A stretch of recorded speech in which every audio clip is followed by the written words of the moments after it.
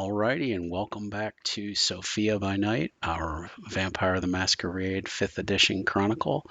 It is set in Sofia, Bulgaria in the year 1200, so we are in the Dark Ages, as they say.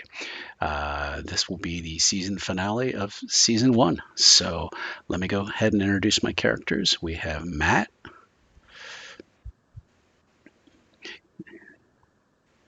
Alrighty. And then Mr. Perez.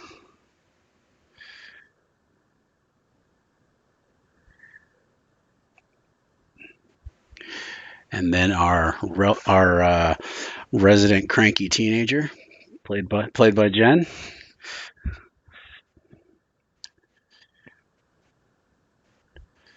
Alrighty. Well,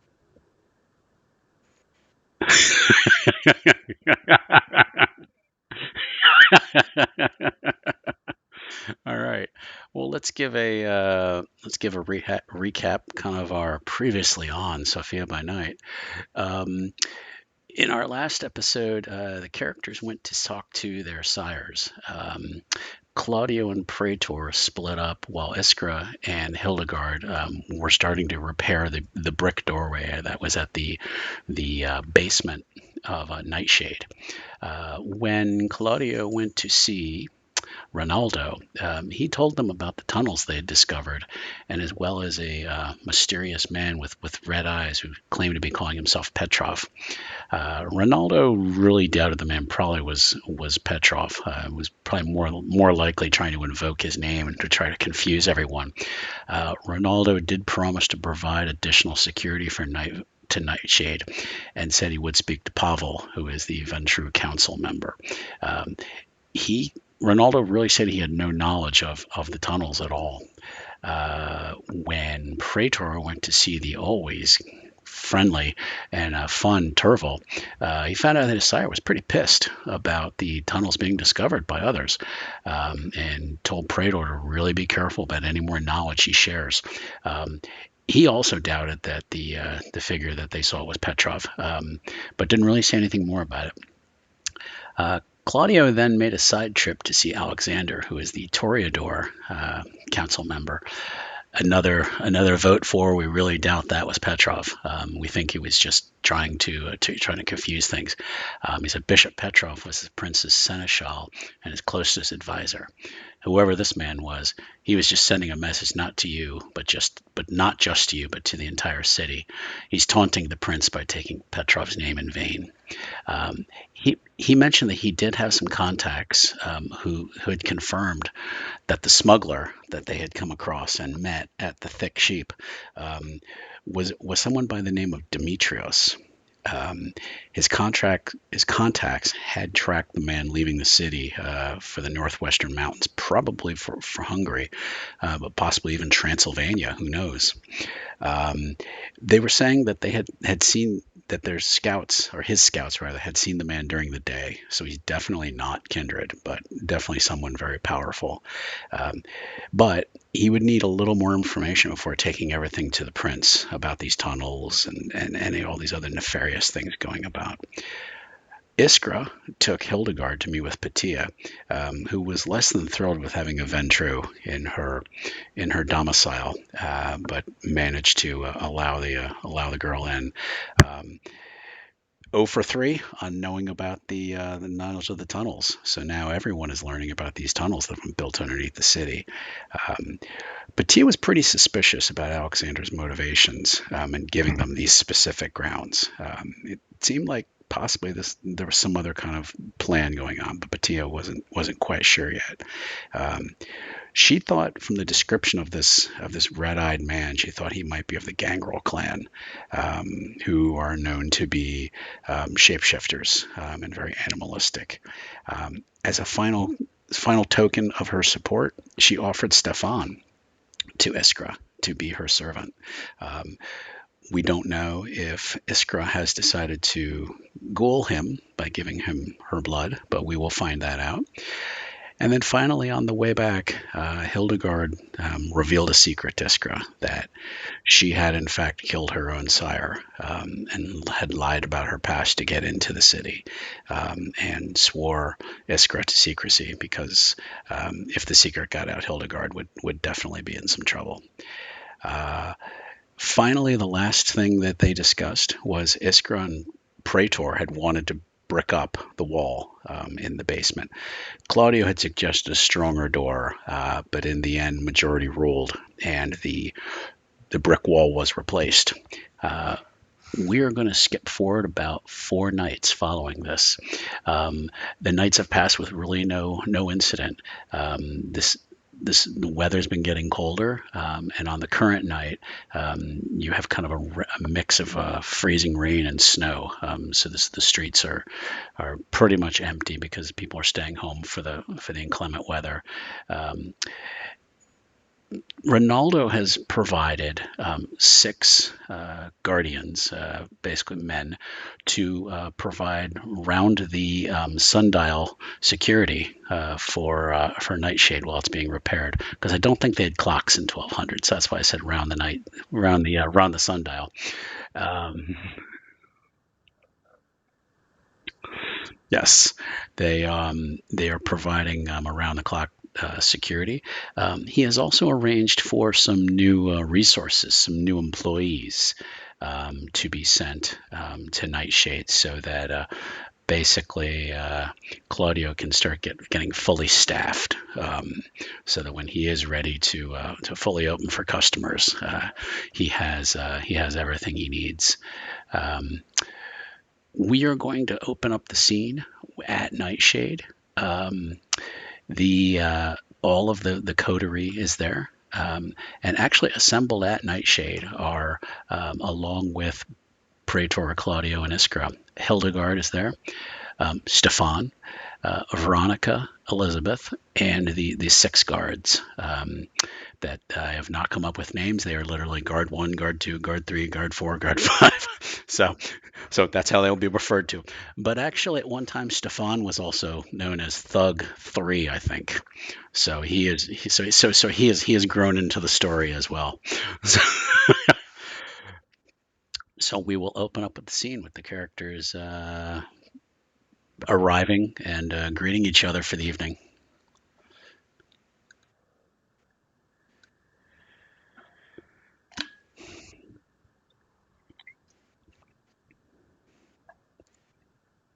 It has. It has. All the doors have been repaired, firmly fitted, and they're about the strongest wood that could be provided. Ronaldo has really gone out of his way to make sure that the building is secure. The guards, at least 2 guards, walk the streets at all times, circling the building. You have 2 more who will stay inside on the first floor, and then another on the second, and another on the third floor.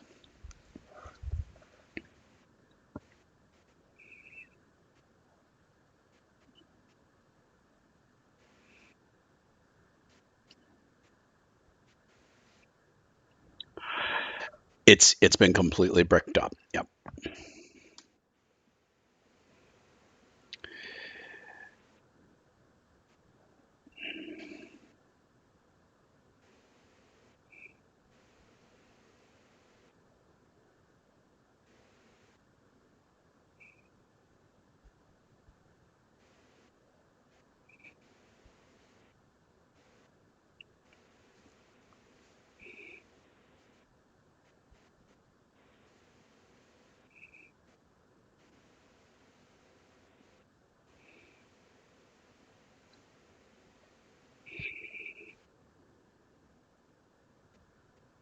No, no new information has come. Um, Patia did mention to Iskra that she might stop by one night just to sort of check in to see how things are going.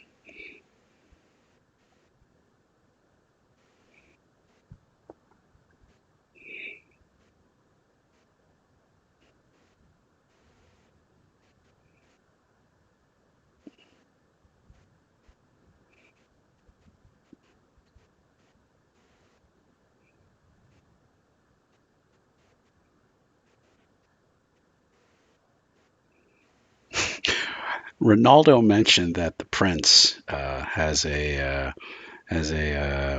troupe of musicians that he employs um, that seem to be very well trained to the likes of your kind. So perhaps he could talk to the prince and see if there's a way maybe they could have a side gig performing at your place occasionally.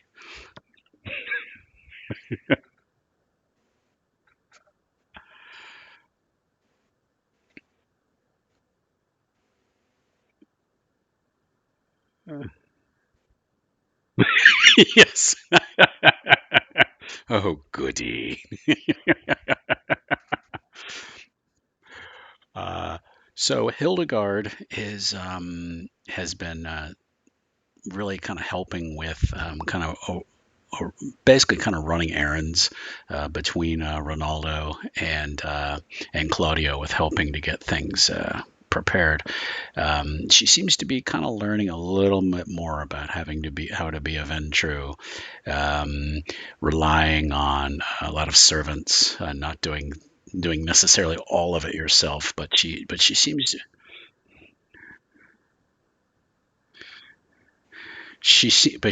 to still have a if you want something done, do it yourself.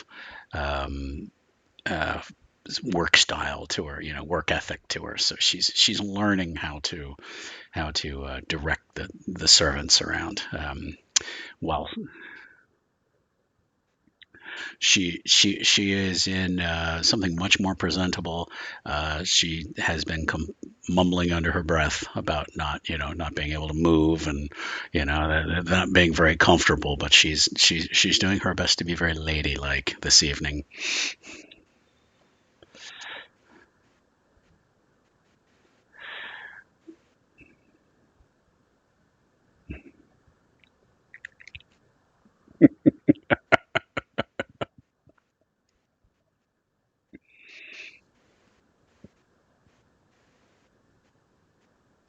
Hmm.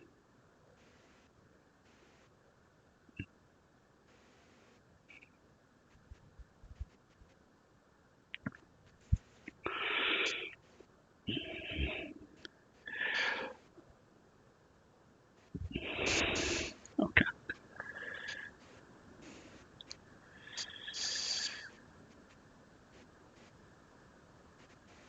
Is he looking to test their skills, or is he just kind of just talking? It's kind of soldier to soldier, kind of. Okay.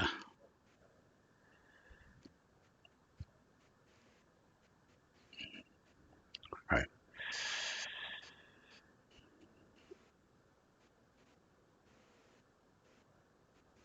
Yeah.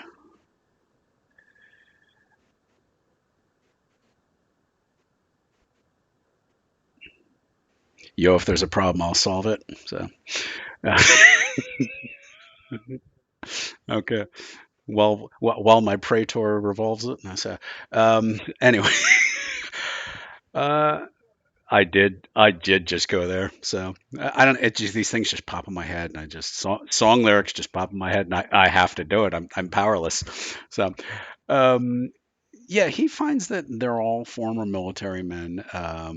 Some of them had some experience helping Reynaldo during the Tremere War that happened in the city. So most of them have dealt with kindred on some level. Um, you notice one or two of them have a stake, a wooden stake tied to their belts. So they've been instructed how to take somebody down if need be. So you're sensing they're probably all gold. Um, and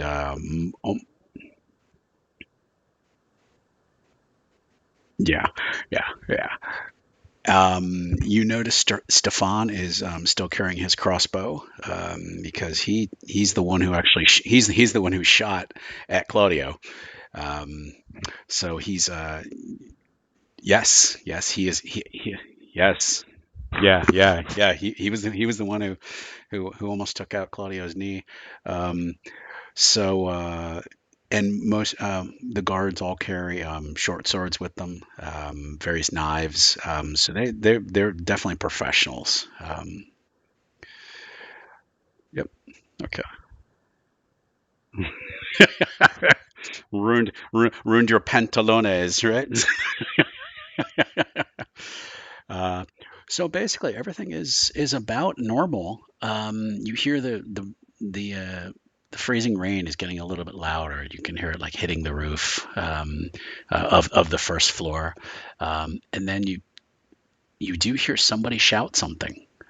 You say you hear something approach, and it sound okay. So who goes to the front door? Do you like the Three Stooges? You like stick your heads around? So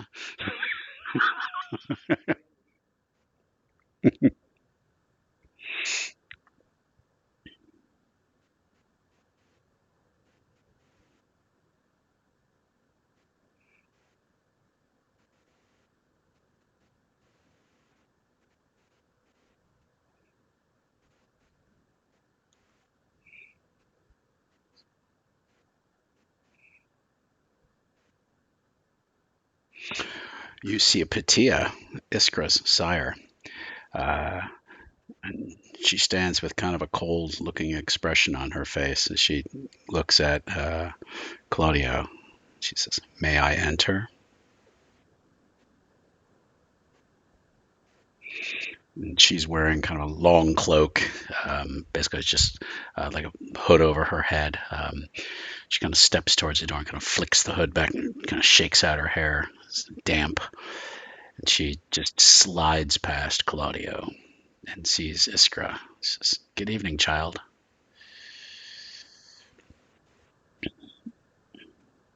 And she kind of glances, kind of looking around.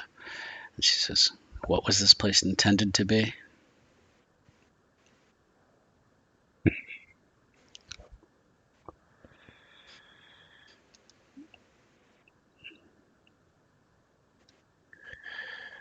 And she rolls her eyes.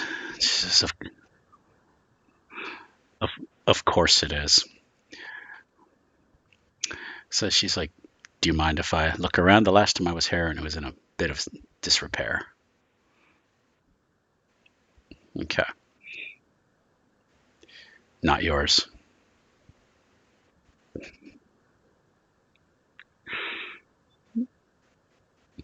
Okay. And it's not a huge place, but you kind of give her the tour of the here's the here's the church hall where there was a waste and urine in the hall, and but we cleaned all that up. It smells only 50% like shit now. So uh, actually, it's probably much better than that now. Okay. So you take her in, start to show her around, um, and then you actually hear another shout from outside.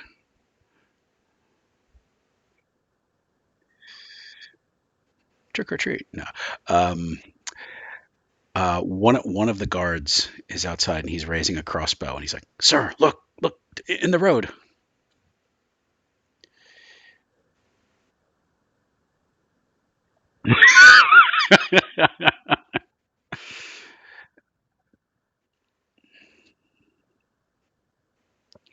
he okay, okay, and Hildegard comes running behind. Uh, when you gather outside, you see in the road, you see your friend, the red-eyed man. He has shoulder-length brown hair. He's built like a linebacker, probably closer to 6'7", 6'8". But you first see his red eyes coming. He is surrounded on all sides by five different men. Um, they all look kind of rough and tumble, scarred, rough guys, kind of similar to what you have defending Nightshade. But they walk down the street very slowly, just really just sort of just approaching you, but just taking their time. The red-eyed man kind of walks walks point at the front, and you would swear he's whistling as it gets closer, with the sound of the rain and everything. You can hear him actually whistling as he draws closer.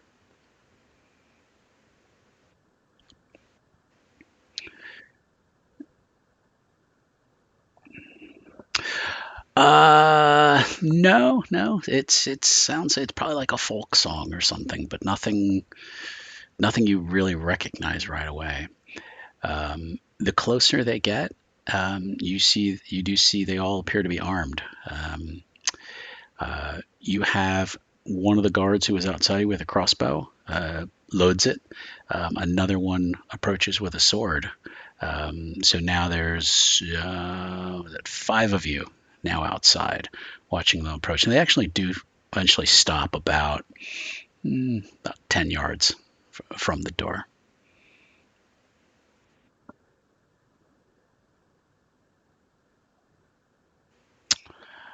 Ah, song I knew when I was a child. It's always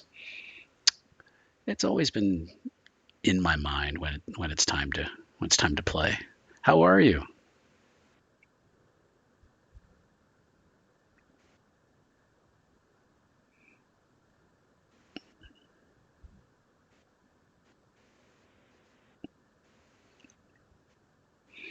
I'm dying to take a look inside to see what you've done with the place.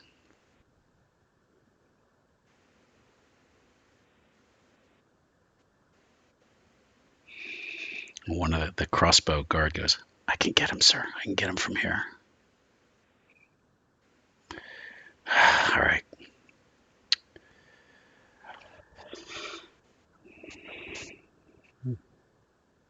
Okay. Hmm. And I would like Mr. Perez to make a, let's see, intelligence and let's just make intelligence and awareness roll, and it's going to be a difficulty 3.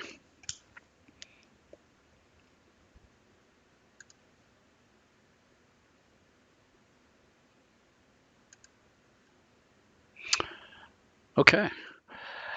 You recognize in the crowd of men, you recognize two or three of them from somewhere.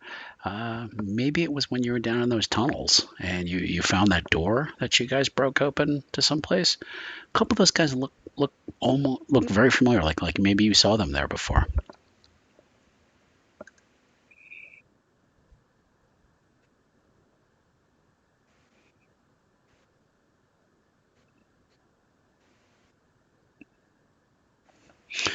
And they kind of chuckle to themselves, and they don't really say anything.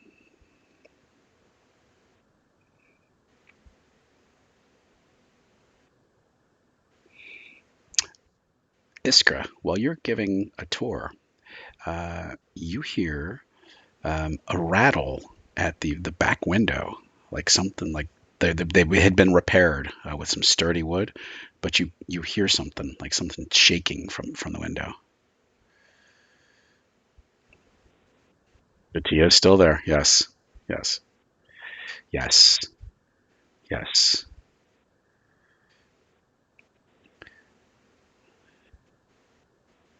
Okay. You go downstairs and you definitely hear that rattling. Um, Two of the guards who are in the house come to the window and they both have their swords drawn. And you see like the wood is like shaking.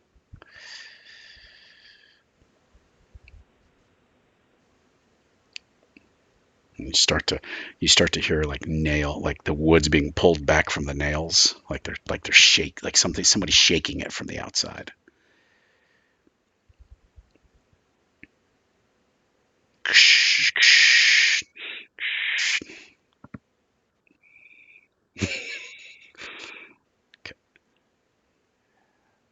And up front, one of the men starts to kind of peel off from the group and kind of kind of walking towards the side, like kind of walking away from the house, walking away from the group, kind of down the street. Yes, yeah, you guys all see him start to kind of slowly peel away.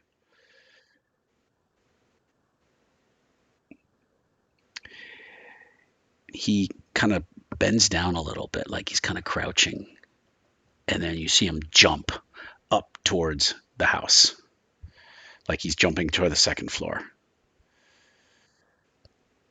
and he lands on the second floor. You with a thud, and you hear his feet like he's scrambling towards the to climb to the third floor. Yeah, you're pretty sure. When he moved, you could see like he had kind of like long sideburns, and it looked like he was like his fangs were hanging out. Now you recognize him as definitely one of the men from the tunnels that you had thought was kindred. But now his features are like more feral looking now. Um, Up above, you have a guard who's in the bell tower, and he shouts, "Attack her!" And you are now officially under attack. Now the men in the street still stay there. They're just kind of just watching.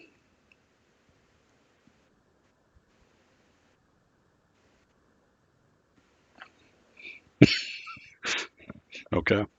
Okay. We're gonna jump back to inside the building.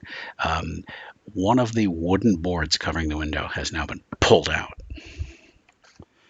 and your two guards with the swords are. One of them kind of walks carefully up to the place where the board was taken out, and kind of just shoves his sword through and pulls it back, and doesn't come back with anything. But he hasn't looked. He just like stuck his sword through and pulled it back.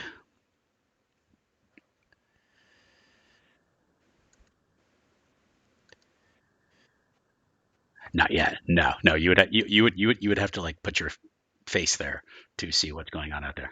Okay. Are you sure? Okay. Okay.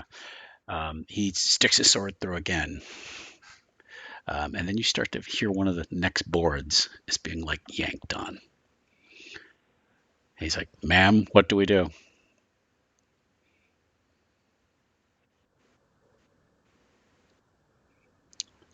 He starts to walk up and puts his head towards the opening to look out.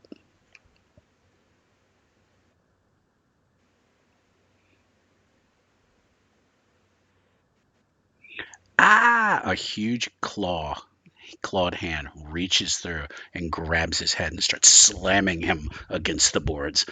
There's long nails on the hand, gray hairy hand. It's like just like starts slamming him against the board, and it's trying to like basically pull him through the window and also pull out the boards as well. Okay, okay, okay.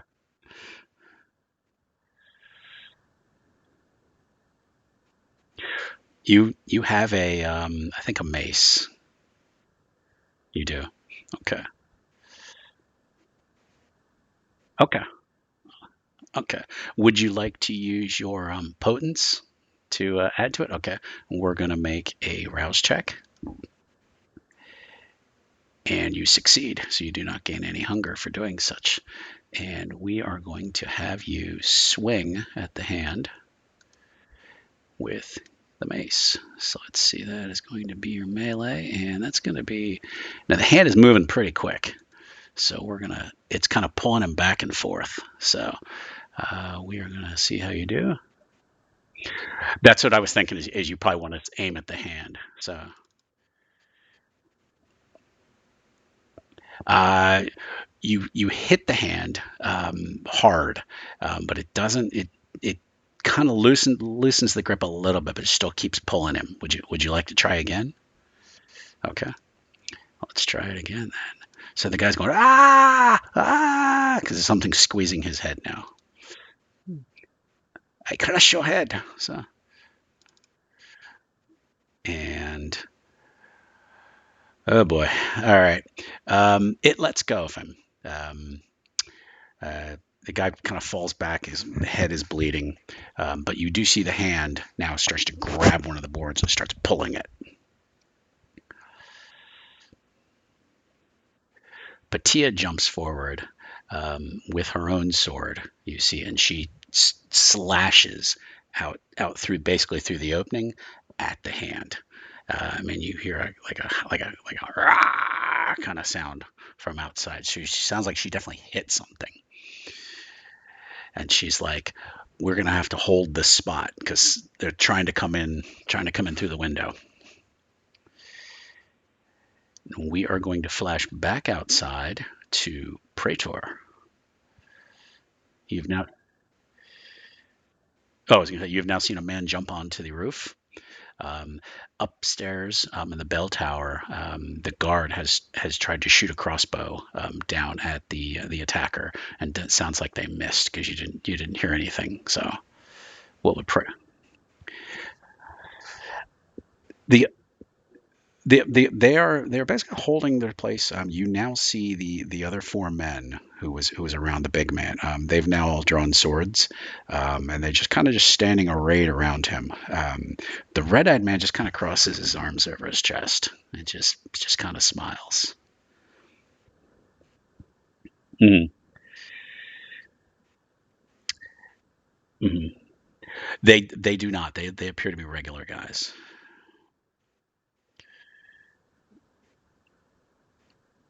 Hmm. Hmm.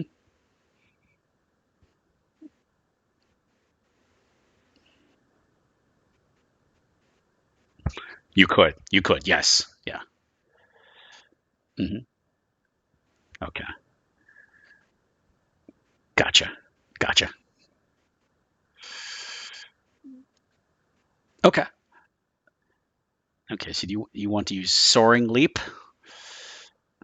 All right. It is actually called Soaring Leap. So, yeah. And we are going to need a rouse check for that. So I will roll that for you. All right. You gain a point of hunger. So you were going to. Well, actually, everybody started the night with no hunger. So I one's not too bad. Okay, so you are going to use your soaring leap to jump onto the roof and attempt to grab him. So we're gonna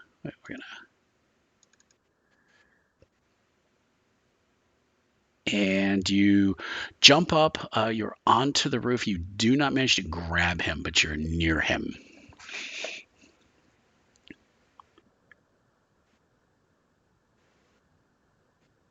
Okay, you're probably about 5 feet from him, so you landed near him, but your attempt to like jump up and grab him didn't succeed. So he spins when he sees you, and then gets a crossbow bolt in the shoulder and goes, oh! So he is momentarily distracted. Mhm. Okay. So you're going to like try to shoulder block him or punch him, or how do you want to try to do this? Okay. Right. Okay. So you would like to use your potence again? Okay. Okay. That sounds like a good idea. And we're going to make this difficulty 3. Uh, and you slam into him because as he was kind of like leaning, like he hit in the shoulder, so he kind of went and then you rush into him and knock him down. So now he's like on his back on the like the roof. So and since it's wet, he's starting to slide a little bit.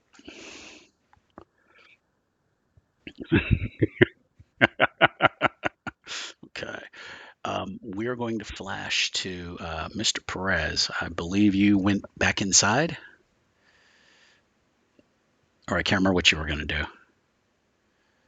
Eric, that's okay. No problem.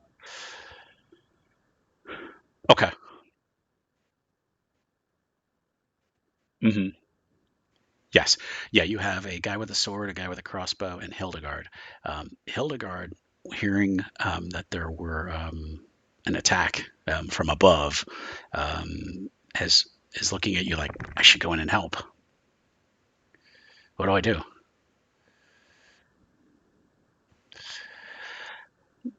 Okay. We are going to jump back to inside at the back window. Um, the Whoever it is at the back window has redoubled their efforts to start pulling the boards out. You now see two hands, clawed hands, starting to pull on the boards.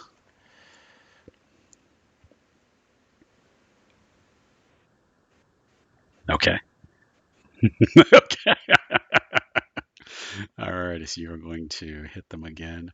I had a feeling that's what you wanted to do, but I wanted to ask first. So okay. It's going to be much easier to do this time. Bam! You hit the mace down. You actually hear one of the knuckles crack on their hand as you slam it down the hand. You hear this animalistic grunt like, "Ah, ah." You want to just keep. You want to whale them again? Alrighty. Let's have you do it again here. One more, right? What's the worst that can happen, right? So you slam it down again. Oh, try that again here. Oh, and you actually just smash it so hard you hear all the bones in the hand crack, and it's just this scream, and it actually now you hear it, it almost sounds like a woman's scream. It's so loud. And it's like ah, there's something, um, and both hands disappear. Um, Patia rushes forward with her sword and kind of jabs it out a couple times, but doesn't seem like she hit anything. And she steps back, and she's like, well, you definitely pissed them off.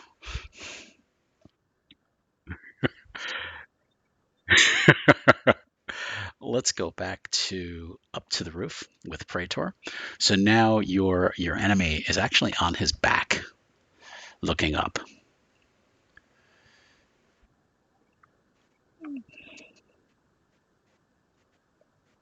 Okay. Mm-hmm.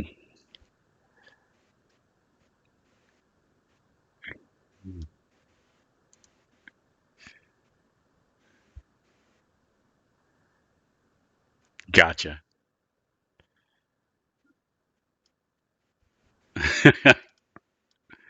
Let's take a look.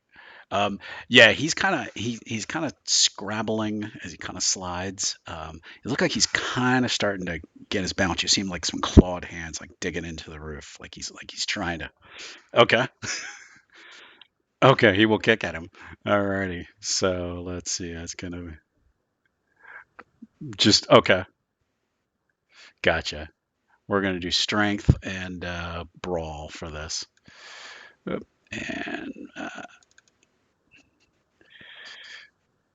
And he catches him right in the ribs, and the man starts sliding to the edge. Let's see if he can grab on to as he starts to fall. Oh, come on, fantasy grounds here. All right, uh, and no, he does not, and he slides off the roof.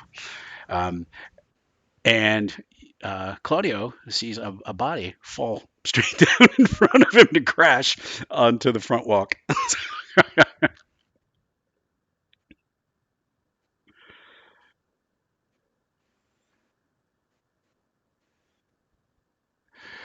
The guard next to you with the sword rushes out to attack the man who just fell, and he's slashing at him with his sword. Uh, the four guards now go rushing. Now seeing one of their guys falling, now go rushing towards the house with their swords drawn. Yes, you. Let's say you have number two. Yes, he is.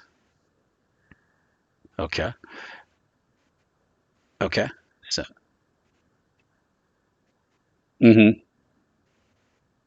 Mm-hmm. Okay. Okay. It shouldn't be too difficult. So you're going to roll, I think it's your dominate. And actually, let's take a look. Because I. Okay. Okay. Okay. So you match eyes with him, and he just like stops. Okay. And he jumps at number three and tackles him, and they and just shoves him to the ground. The other two don't even notice they're still running at the building. Your guard with the crossbow levels and shoots, and let's see how he does. This is turning into quite the melee here. And he hits him in the chest with a bolt. So now you have just one guy running forward. Hildegard has decided to join the fray and goes running out. So the guy who fell from the roof, now that you scramble over to the side, Praetor, you now see he is on the ground, and one of the guards is attacking him with a sword.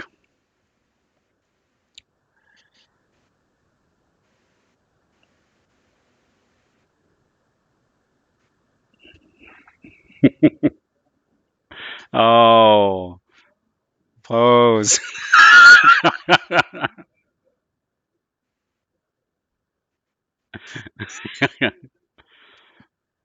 I will I will require no roll for that. We just we just see him stop and point and he looks up at the guy and the guy. Okay. It's good to see you were prepared. You listened to me, he says. But we're not done yet. And he starts to walk forward. Okay. Okay. And go ahead. Mm.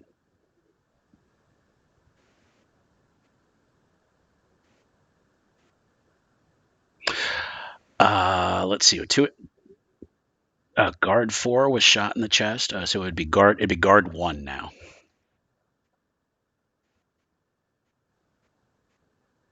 Okay.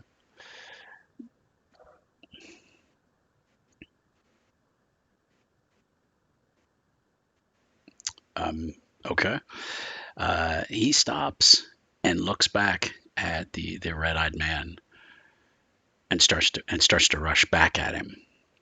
Uh, Unfortunately, Mr. Red Eyes just backhands him as he approaches, just slaps him with the back of the hand and knocks him down as if he wasn't even there, and just continues to walk forward. Hmm. Okay. Uh, Back in the house, the boards, you now hear something heavy slam against the boards, like bam, bam, bam, bam. Whoever it was outside is still intent in getting in.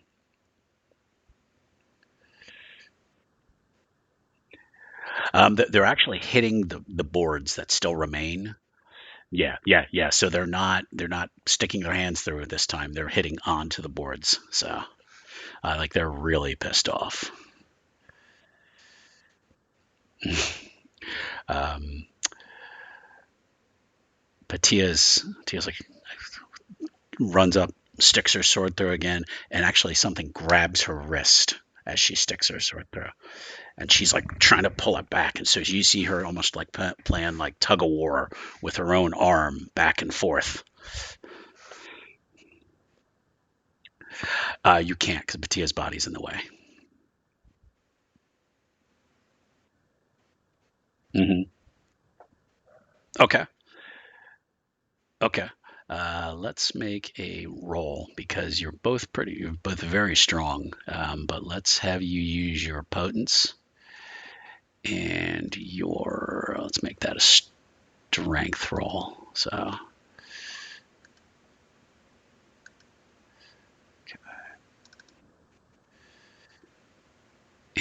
person there pulling against. Let's see.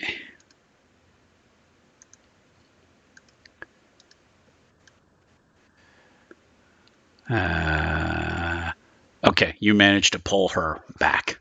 Her wrist, when it comes back out, she's lost her sword, but you managed to get her back.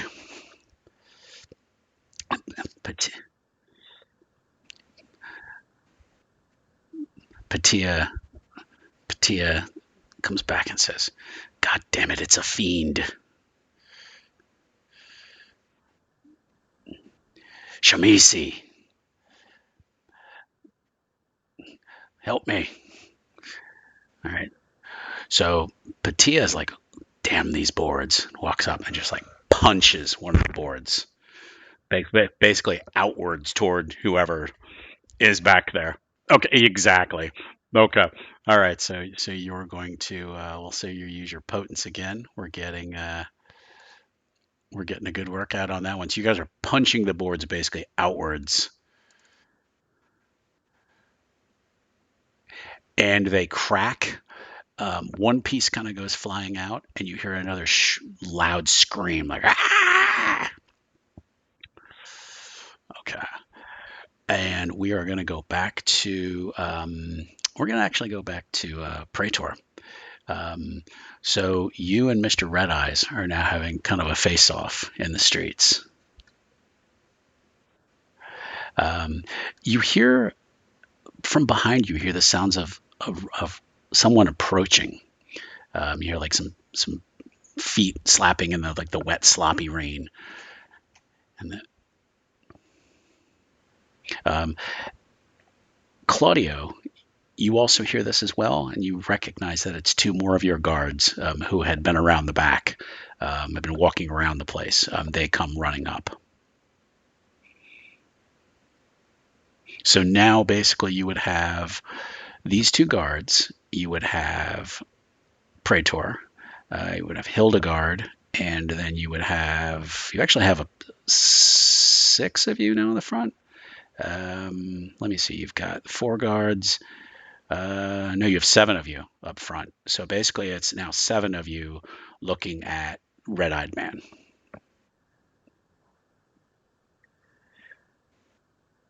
Oh, they're right now they're still brawling in the street. They haven't. No one's killed somebody, but they're still brawling. They're occupied. Yes. Yeah. Yeah. Yeah. Now, one of your guards who came running from the right side of the building, he rushes towards the guys who are fighting with his sword drawn. Okay. Mm, mm, mm.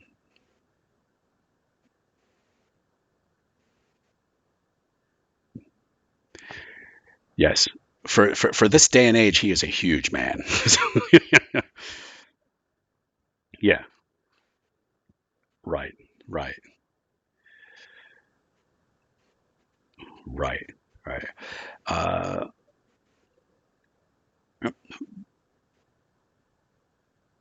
mm. uh, the crossbow guard on your side, Claudio, he has reloaded and now shoots at the red-eyed man. Uh, yep. And let's see how he does here.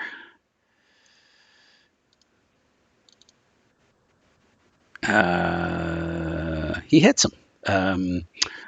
Looks like he hits him kind of like the lower stomach area, and he kind of just grunts. He's like, mm-hmm.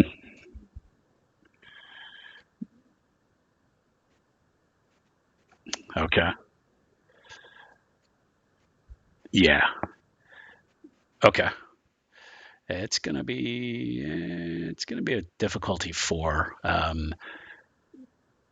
Yeah, he's a tough guy. Ooh, um, you kind of got his attention, but not enough to like really confuse him. um, to kind of make him stop. Um, the guy who fell from the roof was being stabbed by one of your guards, but you see him slap a hand up and knock the guard away. And he's kind of like scrambling to his feet now. And she will dive at him. Let's see now.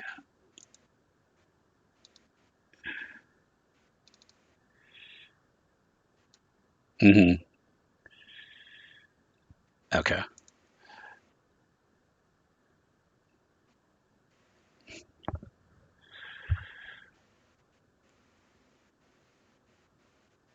Okay. Yeah.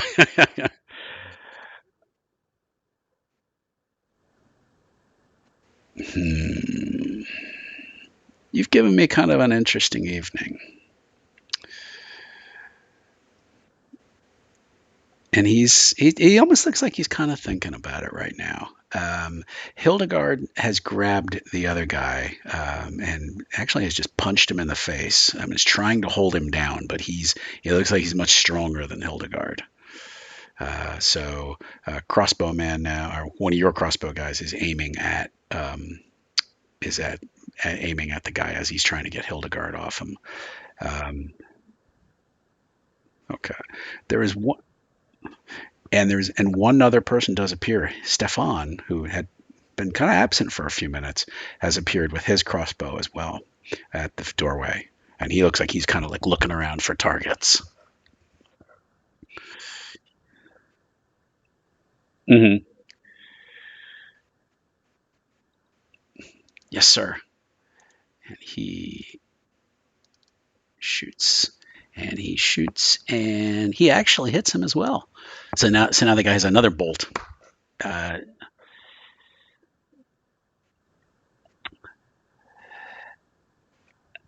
you could roll, say, maybe like your charisma and leadership, to maybe like inspire the team, as it were, to fight better. And that's going to be, yeah.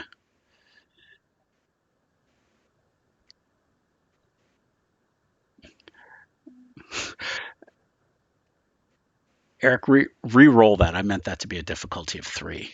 So,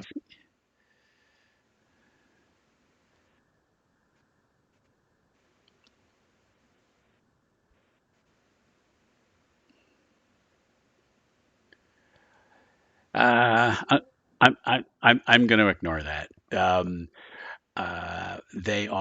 They seem very emboldened by your presence.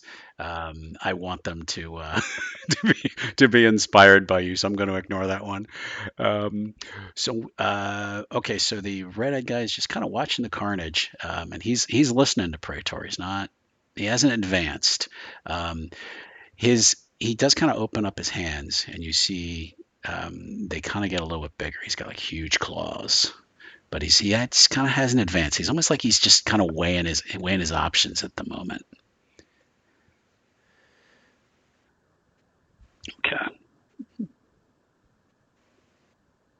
Okay. Okay. Hmm. Hmm. Hmm.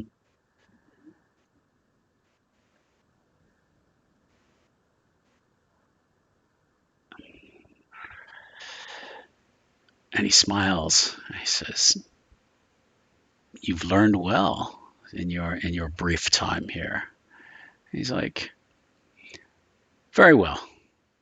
He just kind of turns around, kind of turns half turns, and he's like, "I'll leave you to clean up the rest." And he just kind of half turns. And now he actually fully turns away from you.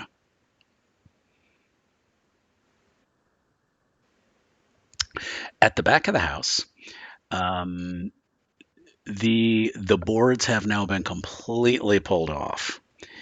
And now you are looking at a furious looking woman with long hair that's in messy braids hanging down. Um, her mouth is is almost like a shark's mouth. It's like lots of teeth and distended, and she is pissed off beyond belief, trying to scramble to try to get in the window at you. You can. You want to hit her? Alrighty. We will have you do it again here. Exactly. Bam! Square in the forehead. You catch it. Her teeth just kind of nip at your wrist as you and kind of you get kind of just some scratches from her teeth on your wrist as you lean forward and smacked her. Um, she kind of falls backwards out of the door and then just hops up, and then Patia leaps through the window at her. Uh, so now you see her as she goes through the window. You see her leap at the woman, like claws out, and just like slams her against the next building, which is made of wood. So that shakes very loudly because remember you're in a brick building. The houses all around you are wood, so they don't quite go through the wall, but they just about do. Um, the guard. There's actually two guards with you. One is still bleeding. The other one is like, "Should we pursue, ma'am?" Okay. Are you going out the window? You climb through the window? Okay. You now you scroll through it. You scramble out the window. You now see Patia is just swinging wildly at this woman who's she's much shorter than she looked. She's probably only about maybe like 5'3", but she's yeah, but she's wiry and she's swinging, and her one hand is just completely crushed. It's just hanging limply at her side. So she's like slashing with another hand, and she's fully engaged with Patia, so she doesn't notice you come out. Gonna hit her in the head again with the mace. All righty. All right. It's gonna be a little bit harder because you have Batia is trying to get in there. Um, we're gonna have you use your celerity instead to try to move faster. Not necessarily as hitting as hard, but moving faster and maybe more precise. You kind of cuff her on the shoulder, but you don't get the head. Um, Patia lands another shot to her face, and knocks her down. So now this feral woman is now on her back and kind of looking up at the both of you. You're gonna end her. Okay. Okay. All right. So we're gonna have you swing.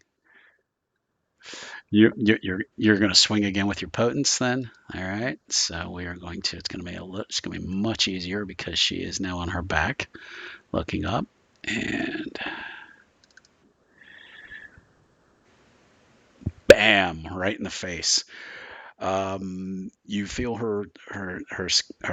like her right around her eye socket, right, kind of her cheek, right around her left eye socket, just crumble as you hit it.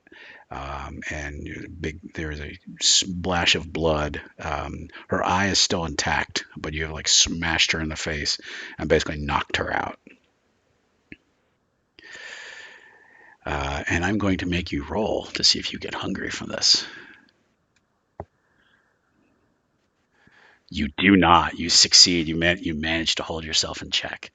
Um, Patia gives you the 1200s equivalent of a high five, um, and says, "We're bringing her inside to talk." And kind of grabs her by one arm, starts to lift her up. Have her bring her inside.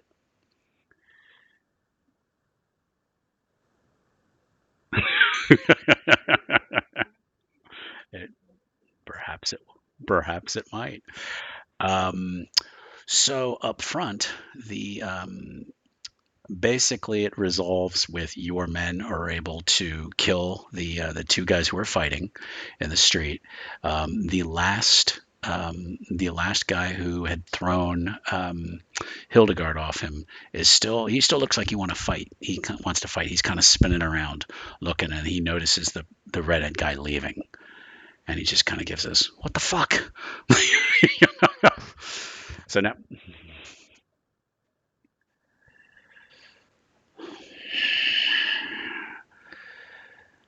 and he kind of takes a couple steps back, and then turns and runs away. So So you now have really no live combatants there, and the encounter in the front has ended, and you've successfully defended your turf. Exactly.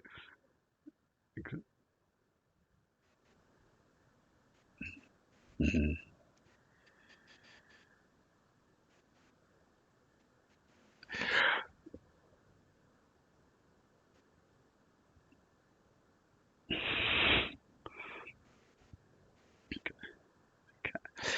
You walk back inside. Your guards are going to stay outside and watch things just in case somebody returns. But you go inside, and you find that Patia and Iskra have captured someone. I'm going to describe her again. She's a woman with long braided hair.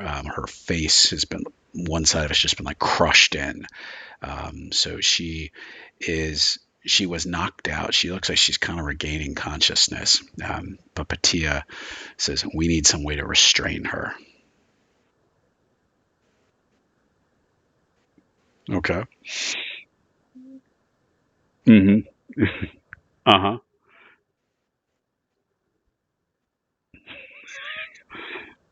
Okay. Uh, okay. All right. You take her up there and you restrain her arms and her legs. And actually, Patia restrains her neck. Decides to let's hold her neck back. She doesn't want any of those nasty teeth biting anyone.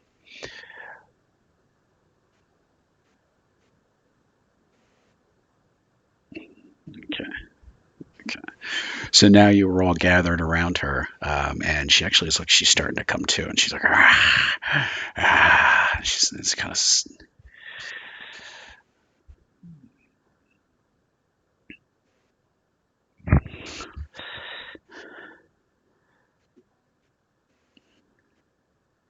and she's kind of ah, ah, pretty good for a young bunch of pups.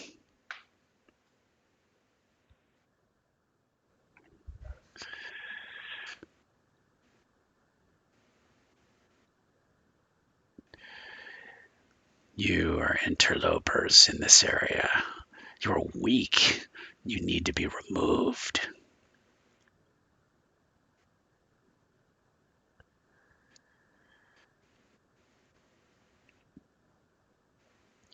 Ah, she spits off to the side. Ah,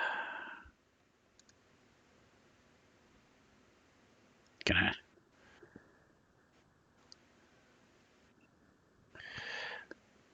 She says, "Well, it is your home.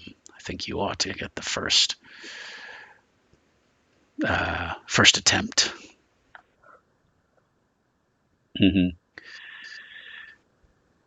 No, she seems pretty sharp. Uh,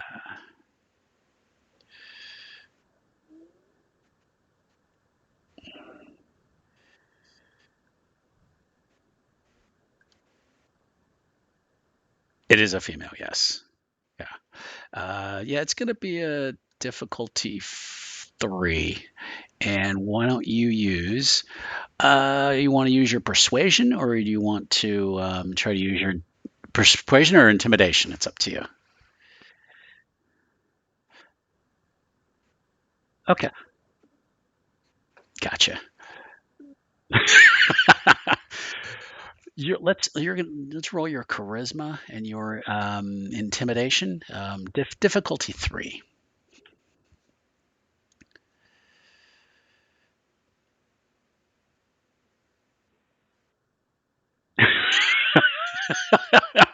You are a nice guy. Um,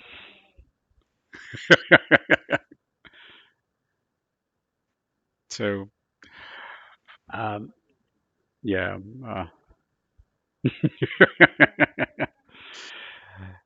Would anyone else like to try something? Okay.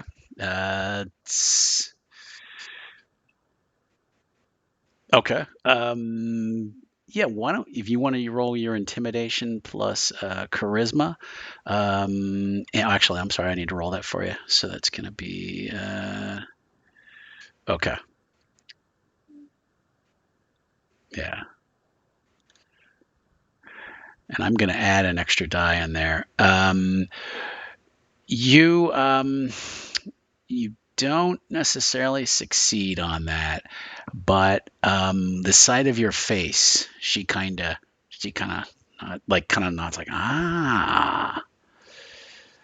um, and she's like, oh, one of them.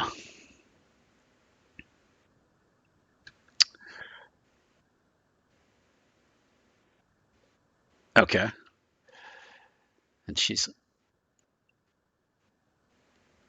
kind of licks her lips and she goes, oh, come closer, I might enjoy this.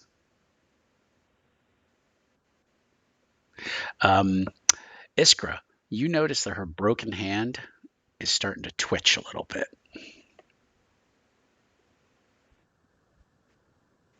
It's starting to twitch.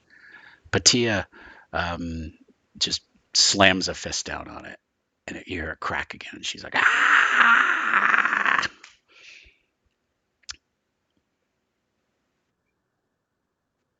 Okay, okay. Try it again here. Yes.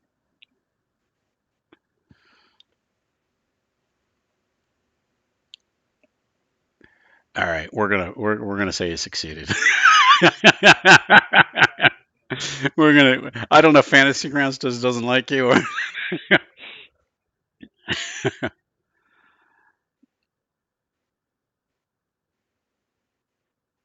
and she says, oh, very well. She says, your friend can still cut me up if he likes, but at this point, let's just talk. She says, what do you want to know?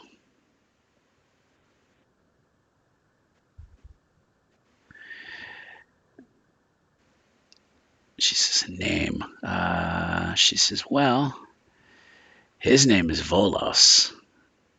Where's he at? Yes.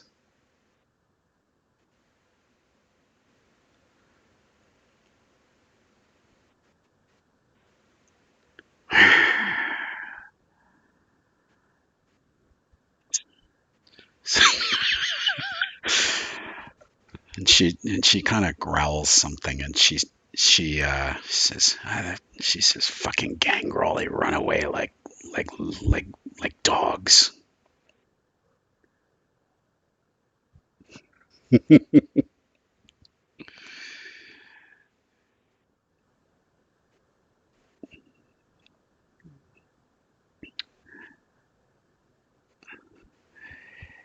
Says, oh yes, your tunnels. It's quite ingenious that they built those. It was so kind of your Nosferatu friend to show us a way in.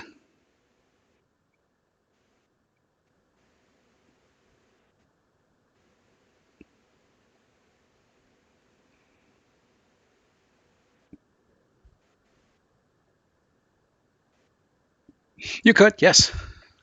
Why don't you try? Um, action, actually, why don't let's have everybody make a insight roll. We're gonna do. I'm gonna have you roll first, Eric. It's gonna be insight and your wits, and we're gonna make it difficulty 3. Okay, you succeeded. I'm gonna roll it for Praetor.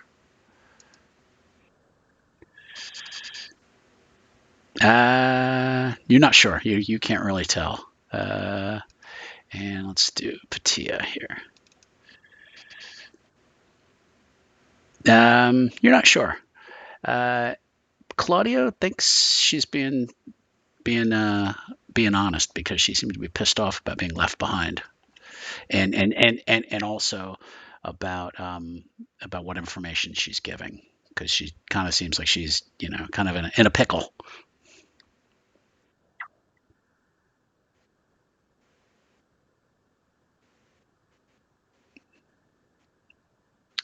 Nope. Magdalena of Clan Jamisi. Zemisi, however you say it. One of these. Exactly, yeah. That's why she mispronounces because her teeth are all mangled. So that's a canon thing now. So okay.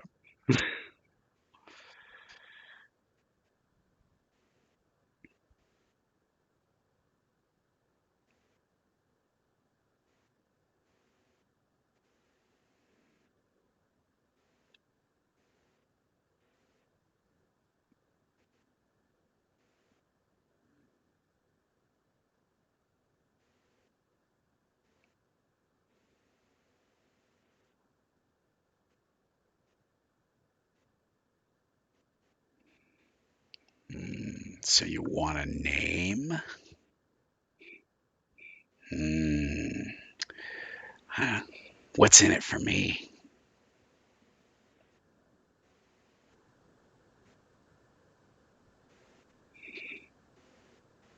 And she kind of glances over at Praetor,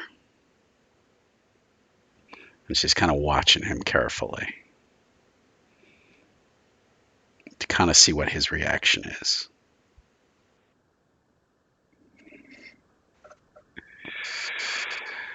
And she kind go ahead. Mm. And she kind of looks back at Claudio, and she's like, he is a business ally, so I hesitant to give his information away for free.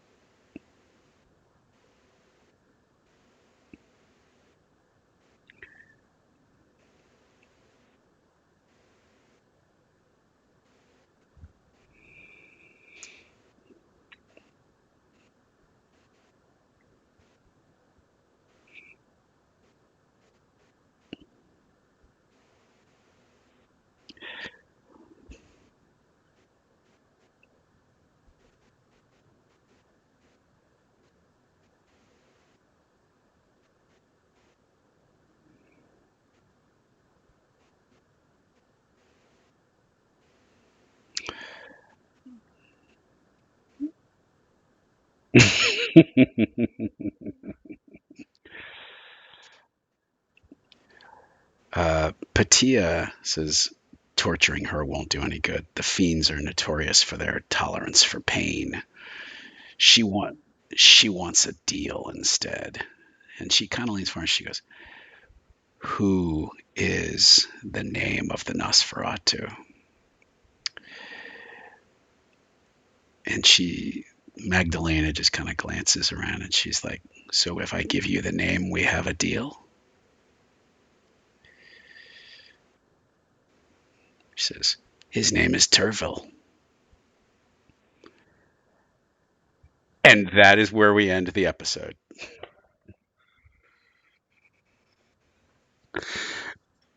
And that is the end of this season. So I want to thank my awesome players for hanging in there for a much longer game than usual. And I want to thank everyone who has been listening so far. And we look forward to starting up the next season, hopefully in a few weeks. Thanks for everyone and have a great day.